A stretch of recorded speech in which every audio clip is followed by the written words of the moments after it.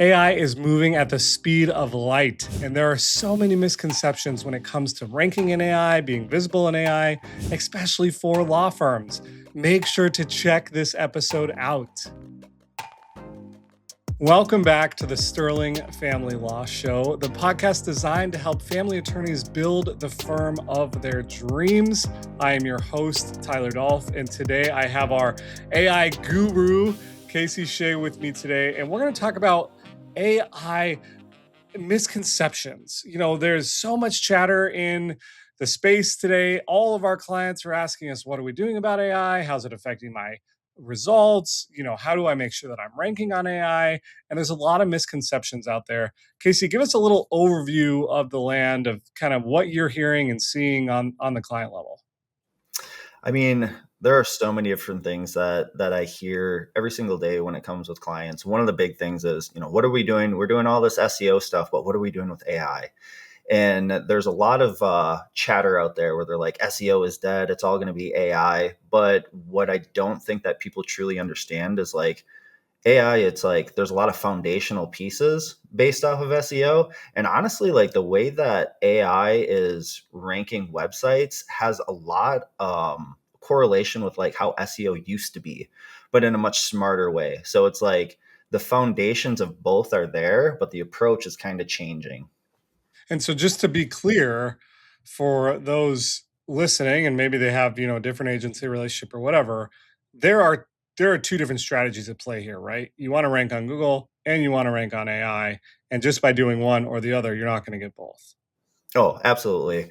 And it's like a lot of times we get clients that come from previous agencies. And what I recognize a lot is their SEO department only does like on-site SEO. They don't do any of the off-site stuff. But here at RocketClicks, we take care of all of that. So our SEO department, we're not working on just your website, but all of those off-site things as well. So we're touching everything that touches your website. And I think that's the big differentiator from like other agencies and like what people are used to experiencing with their other agencies is they're like, oh, I have this LLM guy, when the LLM guy is basically just doing like 25% of what we're already doing. I love it. All right, let's jump right into the misconceptions. So the first one is AI reads and ranks websites the same way Google does. Not even close. So the big thing is AI is, for the most part, like its memory, its knowledge it's outdated. So it can look at live data now, especially with like Atlas and things like that. But it's like giving it a flashlight. So it's like it can see in the dark a little bit better and it can abstract newer information. But at the end of the day, it's taking old indexed information from probably about a year ago. And then that's where it's like basing its knowledge off of and then training and things like that. Whereas when Google looks at your website, they're looking at, okay, how much information do they have on this topic? How is it structured? How are the keywords set up? It's looking for all those EAT signals. So the expertise, the experience, authoritativeness, and trustworthiness. Where AI, they're only focused on that trustworthiness. So it's like, how are you showing AI the trust signals?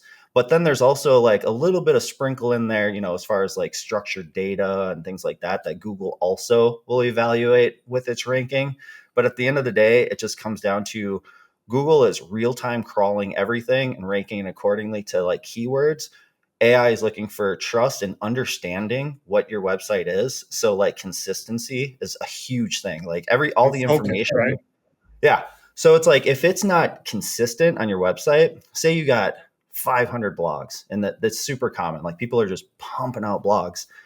Does everything align with each other or do you have something contradicting? Is there a little bit different of an opinion? Because that's going to throw AI off. They're just looking for that consistency. And once they hit a couple of like, what is this? They're just going to dip out.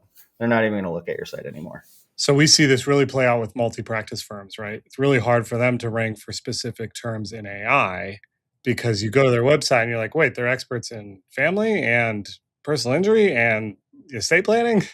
Yeah, because it's like AI wants to show the best of the best.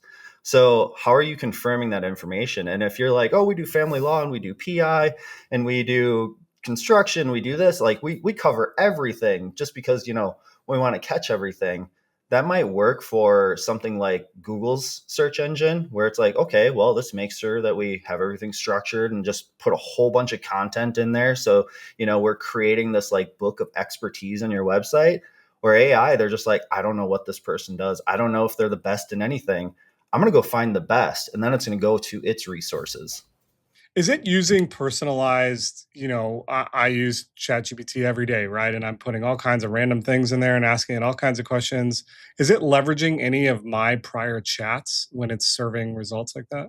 Even more so now. So now it's like, just like Google has its own algorithm. If you were to just jump into GPT and say, what's the best lawyer in Green Bay? It's just going to draw from its knowledge and its information. It's going to just be like, all right, here's the best lawyer that we believe to be. But if you're having a conversation or like, I'm going through this divorce, what can I do in this situation? It's an abusive relationship, it adds a layer and another layer. And then when you ask it, I'm ready to find a lawyer. What is the best lawyer in Green Bay? It's going to take everything in that conversation and it's going to align it with specifically what will fit you perfectly. So, abusive relationship, they have children, they're looking for a divorce. This person has a lot of reviews, a lot of people highlighting that the success in these specific areas. So we want to show them this person. That's great. And so it's much more personalized if people are leveraging the tool correctly, right? If they're having a conversation, going deeper rather than just divorce attorney near me. Yeah, yeah. Well, and another cool thing so I went down a rabbit hole with this, and something that I had an assumption, but MIT actually did a study. I think it was last year on this, and they wanted to know what the correlation was with how many people just like get their answers from AI or GPT, Perplexity, whatever it is, and then they're like, oh, okay, cool, I'm gonna go with that one, and then they just contact the lawyer or whatever it is that they're looking for. It actually came down to only about 11% of people who use AI will just take that word. The other 89% will go from AI to Google search, and then that's where their decision is made. So it starts, 89% will start in ChatGPT or AI, ends in the search. Hey, family law firm leaders, my partner Tony Carls just released his book where he lays bare our precise blueprint for growing sterling lawyers from 0 to 17 million. This is the blueprint that we still use daily, and Tony explains it in very simple terms. The truth is, this is not simple to do. Success requires and demands hard work, but if you have the patience and the work ethic to do it, your family law firm will succeed. So they're going to do a little research, then they're going to go validate that research. They probably still want to see a website or read some testimonials or reviews. Exactly. So it's like people are still trusting and vetting it, especially in like the law industry. You look at our audience, just say 30 and above. Predominantly, we're looking at like anywhere from 48 to over 60% of those people in that age demographic are using AI. So it's like, and then they go to search. So it's like it's becoming more and more relevant to show up in both areas. Because if you're showing up in one, that's kind of like your billboard. It's like, oh, okay, I recognize that name. And if you're showing up in search as well, it's a game changer. Yeah, 100%. So you got to be in both. And then how you leverage it is really important. Well, and then like ranking as well. So it's like you can show up as the top choice in AI, but you might be the 8th in search. So that's where that balance comes into play. That's why it's like SEO is far from dead because you got to show up in both. That's right. You got to do both. It just means more. Yeah. All right. Second misconception is my website is the main thing AI evaluates. No. So this is what I was touching on before. It's like, what are these LLM guys selling? Because like I keep hearing that term. It's like this new job title that people are holding on to. Basically, what they're doing is like they're making sure that everything aligns outside of your website. So it's like, yeah, your website, that's your home base. You want to make sure that you got the main things that are super important on your website for AI specifically is all the human elements. So your attorney bios, any accomplishments that they had, your name, address, and phone number. And then specifically, we'll just sit on name, address, phone number. It needs to be consistent across the board. So is it the same on Yelp? Google, yeah. Everything. Because if it's not, as soon as it sees a disruption in the pattern, AI loses trust and confidence in who you are and that you're a real entity. And it's not going to take the time to validate, like, is this for real? I mean, they got this award, but none of their NAP information is consistent across the web. I'm going to choose someone else. And just as a further point there, when it comes to Google, 42, according to our research at not only our own law firm, Sterling Lawyers, but as well as our clients, over 42% of divorce cases come from local search, come from the maps, someone searching for a divorce attorney near me or divorce attorney plus city name. And so you got to do this optimization anyway, because you have to be showing in the maps on Google.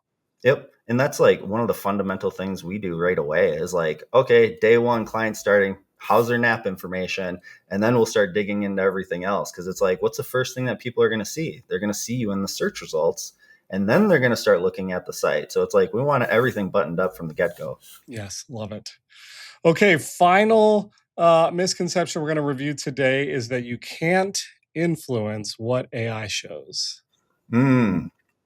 Well, whereas with Google, the way that they're evaluating things is, what's your structure, what's your keywords, things like that.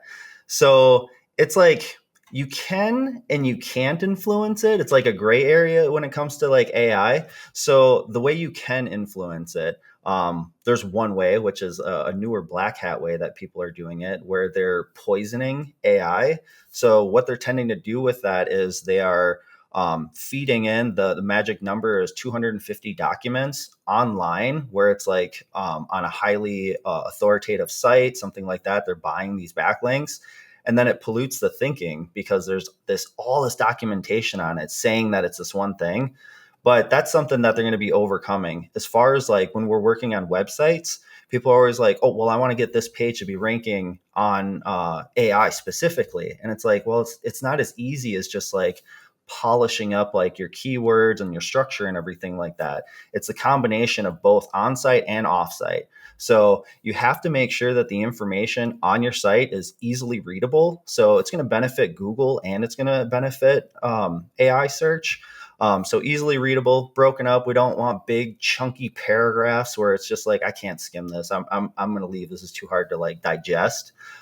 Making sure that structured data is in there, because when AI looks at your website, they're just looking at the HTML code. They're not even looking at anything else. They're just reading the text, and then they move on from there. So the way that you can influence it is all of those trusted sources outside of your website.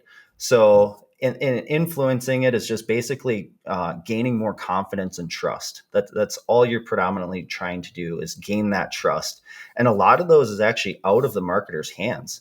So one of the biggest signals that you can do overall, community involvement. If you can get cited in any kind of like community involvement, things that you do, with any kind of Chamber of Commerce or Chamber of Commerce, any law groups, things like that, anything that you're associated with and that you are recognized for, those are massive signals. So that's how you can influence it. It's not as easy as just pumping out a whole bunch of content and making sure that it's structured in the way that search engines like it. That's so good. Casey, I appreciate your time, your insights. If you're listening to this and you're intrigued, we are going to continue this series at least monthly. Depending on how fast things change, we may need to do it more than that. But appreciate the insights today and look forward to seeing you again.